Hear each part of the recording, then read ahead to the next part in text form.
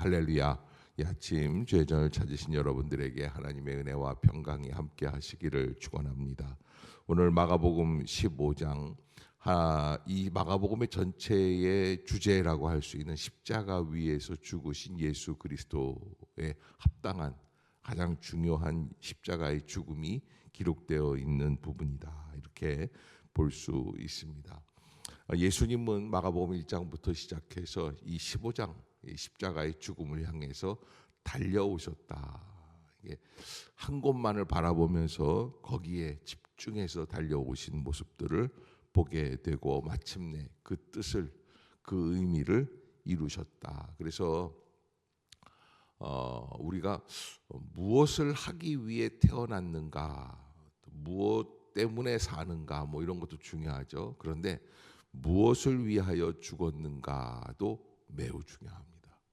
그것이 바로 구원의 역사를 완성할 수 있는 가장 중요한 마무리가 될 수 있다. 나는 무엇 때문에 죽는가라고 하는 것 여러분들이 꼭 기억하시고, 내가 앞으로 무엇을 위해서 죽을 것인가를 한번 생각해 보는 것도 매우 의미 있는 일이다. 왜 우리는 자꾸 살려고 하죠. 그러나 오늘 마가복음 15장에서는 예수께서 이 일을 위해서 죽으신 분이시다라는 것을 알려주시는 겁니다. 자, 오늘 15장 1절부터 보면은 빌라도 앞에서 재판을 받고 있는 장면이 1절부터 5절까지 펼쳐지게 돼요. 본디오 빌라도다라고 하는, 본디오 빌라도다, 본도라고 하는 지역 이름입니다. 빌라도가 총독으로 있을 때 본도라는 지역에서 크게 승리를 거둔 적이 있다고 그래서 그의 이름을 본디오 빌라도라고 표현을 하고 있는 것을 우리가 알고 있습니다. 근데 본디오 빌라도, 이 사람은 사실은 예수님을 이 자리에서 만나게 되죠. 이게 처음인지 마지막인지 몇 번을 만났었는지 우리는 다 알 수가 없습니다. 그러나 예수님을 맞닥뜨린다라고 했을 때 가장 중요한 것, 이 본디오 빌라도가 착각하고 있는 게 예수님을 판단하는 거예요. 사실 본디오 빌라도는 예수님을 판단할 게 아니라 예수님을 영접하고 예수님으로부터 새로운 생명을 얻을 수 있었어야지 돼요.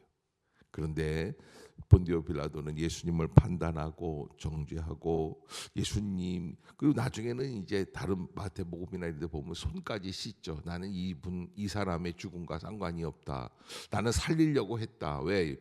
빌라도의 부인이 이 사람과 상관하지 말라고 했기 때문에. 뭐 이런. 그러나 결국에는 본디오 빌라도가 어떻게 됩니까? 예수님을 십자가에 죽게 하는. 그래서 사도행전에 보면 뭐라고 그래요? 본디오 빌라도에게 고난을 당하사. 이게 결국에는 행정적으로 내려진 빌라도의 책임이라고 할 수 있습니다. 2000년 동안 신앙 고백을 할 때마다 본디오 빌라도에게 고난을 당하사 십자가에 못 박혀 죽으셨다라고 하는 그런 고백이 나오게 되는 것이죠. 자, 아무튼 여기 오늘 2절에 보면 한번 읽어봅시다. 시작. 빌라도가 묻되 내가 유대인의 왕이냐? 예수께서 대답하여 이르시되 내 말이 옳도다 하시매. 여기 오늘 이 내가 유대인의 왕이냐라고 하는 이 본문이 사실은 굉장히 의미 있는데, 당시의 유대 왕은 누구냐면 헤롯 왕입니다. 근데 헤롯 왕은 혈통적으로 보았을 때 유대인의 왕은 아니에요. 유대 땅의 왕일 뿐입니다. 그런 이두메, 에돔족 속에 있는 혈통을 갖고 있는 유대 사람들과는 관련이 없는 왕입니다. 이방인으로서 이 땅의 왕이 되었어요. 권력을 가지고 권력을 사고 팔고 하는 사람들로 말미암아 그 땅의 혈통을 가지고 이 유대 땅의 왕이 된 것이죠. 그러나 오늘 예수님은 누구의 왕으로 오셨다는 거예요? 유대인들의 왕이다. 직접. 왜냐하면 예수님은 유대의 혈통을 갖고 계신다라고 하는 의미도 담겨 있다는 거예요. 그래서 헤롯 왕은 거짓 왕일 수 있습니다. 그런데 예수님은 찐 왕이시다라는 그런 의미도 담겨 있고요. 빌라도가 묻되 내가 유대인의 왕이냐라고 물었을 때 예수님이 아멘 하셨습니다. 내가 네 말이 옳도다. 그리고는 다음부터는 아무 말씀들이 없습니다. 그래서 얼마나 답답하면 대제사장들이 여러 가지로 고발하는데 빌라도가 4절에 보면 또 물어 이르되 아무 대답도 없느냐. 그들이 얼마나 많은 것으로 너를 고발하는가 보라. 이렇게 말할 것 정도까지 그렇게 하는데, 그러나 예수님은 아무 말씀도 하지 아니하셨다. 왜냐하면 예수님은 지금 이 땅에 오셔서 내가 이것을 위해서 죽기 위해 왔다라고 하는 고백적인 말씀을 하셨기 때문에 그래요.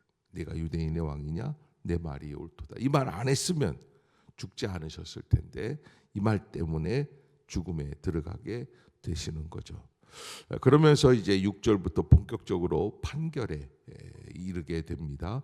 그래서 예수님 대신에 바라바를 놓아줄까 하니까는 빌라도가 대답하여 이르되 그러면 너희가 유대인의 왕이라 하는 일을 내가 어떻게 하랴 하고 13절 한번 읽어봅시다. 시작. 그들이 다시 소리 지르되, 이렇게 이야기한 사람들이 누구예요?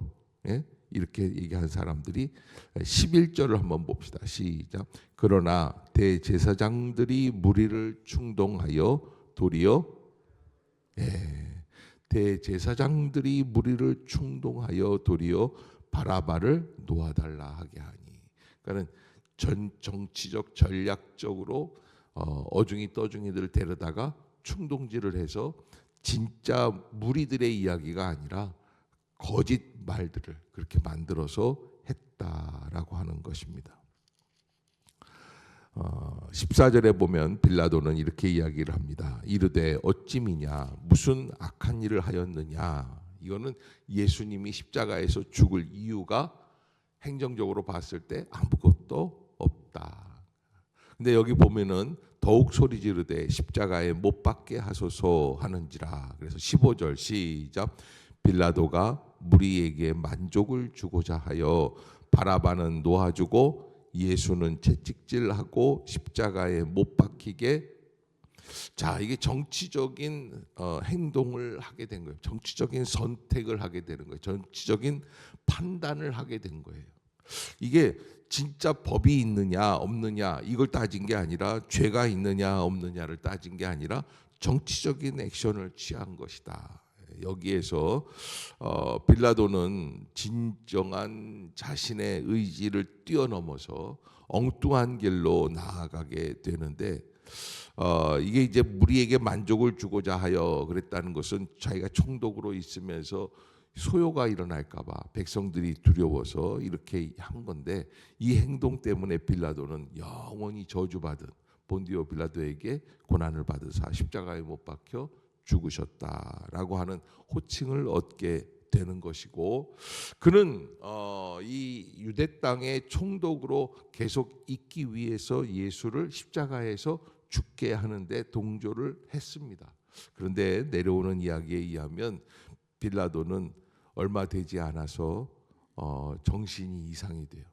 그래서 로마로 호송을 당하게 되고 총독 자리를 그만두고, 그런데 로마에 들어가 가지고는 예수님의 그 죽음 이야기, 죽음의 소리, 그냥 예수님의 죽음에 대한 저주, 이게 빌라도를 계속 괴롭혀서 나중에는 자살을 하고 말았다. 그러니까 여러분, 이게 사실 예수님을 만날 수 있는 기회, 우리에게 있어서 예수를 만난다라는 것은 무엇입니까? 그의 말씀 앞에서 아멘 영접하고 그의 말씀대로 순종하고 변화되어 새로운 사람으로 살아갈 수 있는 아주 충분한 기회가 있는데, 빌라도는 그것을 내려놓고 영적인 의미를 내려놓고 자기의 육신적인 만족만을 위해서 살아간 사람이 되었다. 수치스러운 것으로 마지막을 결론 내리게 되었다라고 하는 것이죠. 자, 그 다음에 이제 16절에 가면 군인들이 예수를 끌고 브라이도리온이라는 뜰 안으로 들어가서 온 군대를 모으고, 그래서 이제 죽이기 직전에 희롱하고 이렇게 하면서 예수를 위해서 침을 뱉고 그렇게 하는 모습들을 보게 됩니다. 이 모습들을 보면 지금 이 16절부터 20절까지의 상황에서 예수는 어떤 존재입니까? 아무 의미 없는 존재. 사람들에게 막 대할 수밖에 없는 존재.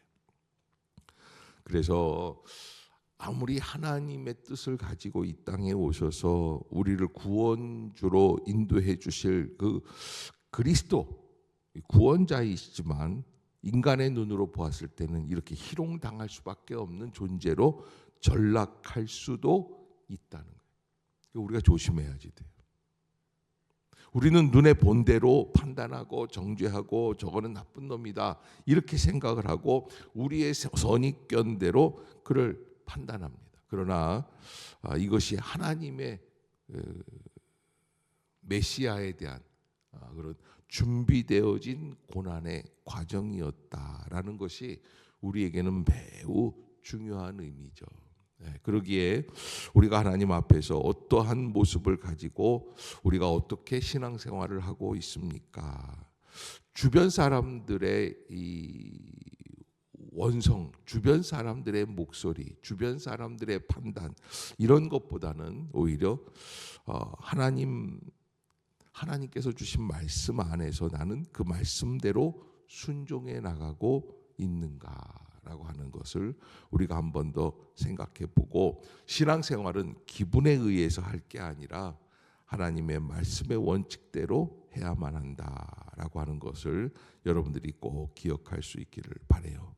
자, 그러면 21절부터 십자가에 못 박히시고 죽으시는 장면이 나오고, 여기에서 예수님을 죽이는 예수님의 죄 이름, 이게 이제 여기 26절에 보면은 그 위에 있는 죄패에 유대인의 왕이라 썼다. 그래서 그 27절에 보면 강도 둘을 예수와 함께 십자가에 못 박으니 하나는 그의 우편에 하나는 좌편에 이렇게 죽이게 되는 모습들을 봅니다. 그러면서 29절에 보면 지나가는 자들은 자기 머리를 흔들며 예수를 모욕하여 이르되 아하, 성전을 헐고 사흘에 짓는다는 자여, 내가 너를 구원하여 십자가에서 내려오라. 네가 너를 구원. 왜? 구원자라고 하기 때문에. 그러면서 이제 31절에 보면 대제사장들도 서기관들과 함께 희롱하며 서로 말하되 그가 남은 구원하였을 때 자기는 구원할 수 없도다. 여러분, 이게 지금 사실 예수님께서 인간적인 모습으로 봤을 때는 이렇게까지 가치가 없어 보이는 거예요. 근데 하나님의 영적 구원의 역사를 이루어 가시는 과정이었다. 우리는 흔히 누군가 어려움을 당하거나 잘못을 했다라는 것이 드러나게 되면 그를 비난하기 시작을 합니다. 그를 판단하고 정죄하려고 하죠. 그래서 연예인들이 뭔가가 뭐 하다가 보면은 뭐 이번에도 누가 음주운전하다가 내가 그 사람 그럴 줄 알았다. 그 사람 잘못된 인간이다. 뭐 이렇게 막 그러면서 싸잡아서 다 욕을 하죠. 그러나 사실은 하나님의 영적인 의미를 우리는 알 수가 없는 거예요. 그리고 인간이 죄인이 되기 위한 자리에 들어가면 이렇게 갑자기 나락으로 떨어져 버립니다. 지금 방금 얼마 전까지만 해도 5,000명을 먹이시고 7,000명을 먹이시고 오병이어의 기적을 일으키시고 죽은 자를 살리시고 병든 자를 고치시고 앉은뱅이를 일으키시고 눈먼 자를 눈뜨게 하시는 예수 그리스도의 그 거룩한 역사들이 다 있습니다. 그런데 아주 금방 이렇게 인간적인 봤을 때 아무것도 아닌 존재로 전락하게 되는 모습들을 보면서 이 과정을 거쳐가는 모습들을 한번 살펴봐야지 되고, 우리가 함부로 남의 아픔이나 남의 실수나 남의 그 모든 모습들 속에서 판단하고 정죄하는 일을 조심스럽게 해야지 되겠다라고 하는 것을 볼 수 있죠. 여기 보면은 예수님의 죽음 앞에서 함께 했던 사람들이 있습니다. 그러면서 그들은 예수님을 끝까지 따라가는 사람들로서 남아서 있는 40절을 보면 그런 사람들이 거기 기록이 돼 있죠. 40절 한번 봅시다. 시작. 멀리서 바라보는 여자들도 있었는데 그 중에 막달라 마리아와 또 작은 야고보와 요새의 어머니 마리아와 또 살로메가 있었으니, 또 내려오는 말씀에 의하면 사도 요한도 끝까지 여기 있었다라는 기록이 있어요. 그래서 요한이 십자가의 처형 장소에 함께 했었던 12명의 제자들 가운데 유일한 사람이었다. 뭐 이런 얘기도 있는데 아무튼 그렇게 해서 하나님의 아들 예수 그리스도의 죽음을 마지막까지 함께하며 아파하는 그런 사람들도 있었고요. 39절에 엉뚱한 사람이 나타납니다. 39절 시작.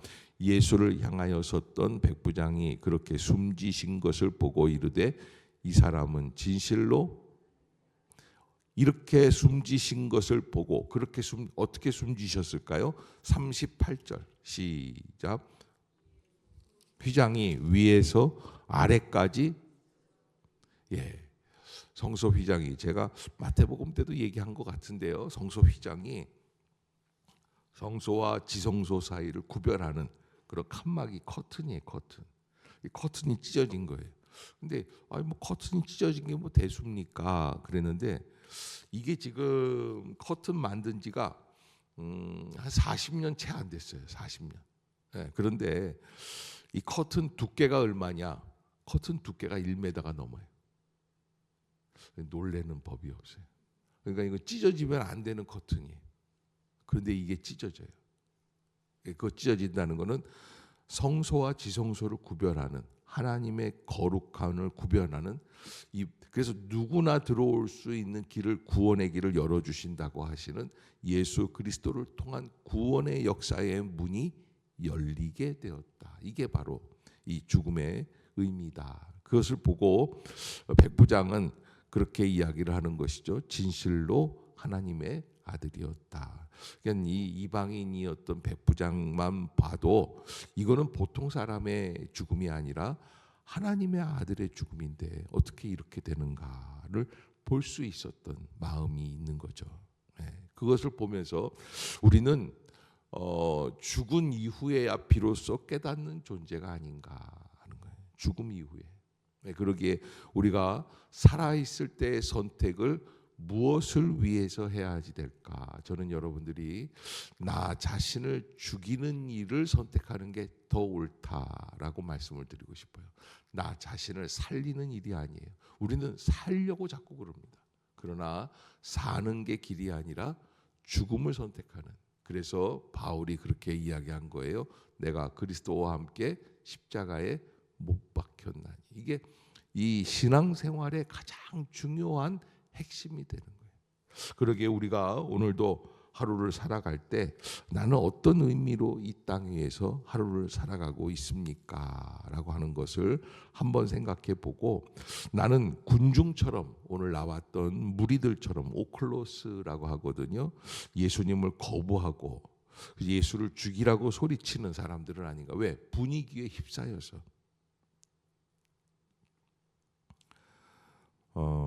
바라바는 예수 그리스도 대신에 살림을 받은 사람이에요. 근데 이 사람이 예수님이 왜 나를 이렇게 살려주셨을까? 예수님이 나 대신 죽어. 이거 생각을 해요, 못해요? 못해요. 그러기에 바라바예요.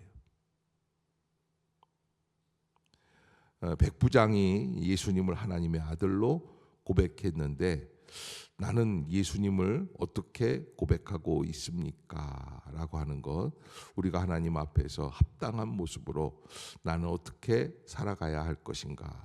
오늘 이 전체 마가복음 15장 전체를 정리할 때 첫 번째는 예수님의 십자가는 단순한 죄인을 죽이는 처형장이 아니라 바로 대속적인 죽음을 의미한다 하는 것이고요. 또 참된 왕의 모습, 예수님의 왕권은 권력, 무력, 정치가 아니라 희생과 사랑의 참된 왕의 모습을 우리에게 보여주십니다. 세 번째는 하나님과 인간 사이에 길이 열리고 성소 휘장이 찢어지고 새 언약, 하나님과의 화해, 누구나 하나님께 나아갈 수 있는 길들이 열리는 것을 보게 됩니다. 오늘 마지막에 다들 예수님을 버리고 도망가는데 마지막에 용기를 낸 사람이 한 사람이 있죠.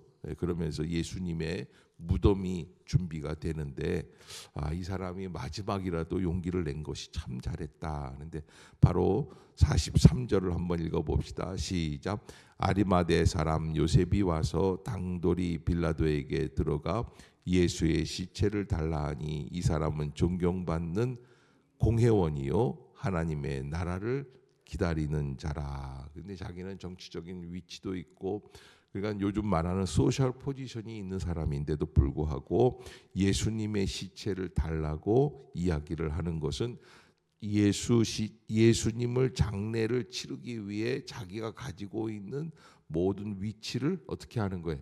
내려놓으려고 하는 거예요. 그것이 바로 이 아리마대 요셉의 가장 중요한, 아주 정말 이 지혜로운 그리고 은혜로운 선택이 되었다. 나는 요셉과 같이 내가 가지고 있는 부귀 영화를 내려놓고 예수님을 선택할 수 있을까? 지금 예수님은 이미 죽으신 겁니다. 더 이상 예수님은 우리를 가르치시거나 치유하시거나 기적을 보여주시거나 하실 수 없는 분인데도 불구하고 아리마대 요셉은 예수님을 선택하고 그를 바라보며 그를 마지막까지 예의를 갖추는 것. 여기 이제 빌라도하고는 좀 비교가 되죠. 빌라도는 자기의 정치적인 생명을 위해 예수님을 버리는 사람인데, 아리마대 요셉은 예수님을 마지막 장례를 잘 치르기 위해서 자기 자신의 권력, 정치적인 이 포지션, 위치들을 내려놓는 모습을 보게 된다라고 하는 것. 그러기에 그에게 영원한 생명이 허락이 되었을 것이다라고 하는 것, 우리가 알 수 있는 것이죠. 이렇게 마가복음 15장 예수님의 십자가의 죽음이 이렇게 마무리가 되는 것을 보게 됩니다. 나는 무엇을 위해 살고 있는가? 또 한편 무엇을 위해 죽을 준비가 되어 있는가라는 것. 그것을 여러분들이 늘 잊지 마시고, 가장 중요한 거는 우리는 뭐 십자가의 대속적 죽음, 예전에 한번 경상북도 상주인가 어디에서 폐광이 있는 자리인데, 요게 한 20년 됐나? 진짜 십자가의 죽음을 자기가 재현을 했어요. 이게 죽었어요. 십자가에서 한 남자가. 여러분 기억 안 나세요? 그 신문에 났댔어요. 네. 그 진짜 의로운 죽음일까요? 그렇게 죽으라고 예수님이 십자가에서 죽으신 거예요. 여러분 필리핀에 가면 지금도 부활주일 앞두고 이 고난 주간에 아주 멋있는 젊은 청년 하나를 뽑아가지고 예수님처럼 분장을 시켜서 십자가를 메고 가서 죽게 해요. 근데 이제 진짜 죽이는 건 아니고 십자가에 못을 박습니다. 그래서 뭐 진짜 피가 나고 막 그러지. 연기인데 이 사람은 실제로 못 박는 거예요.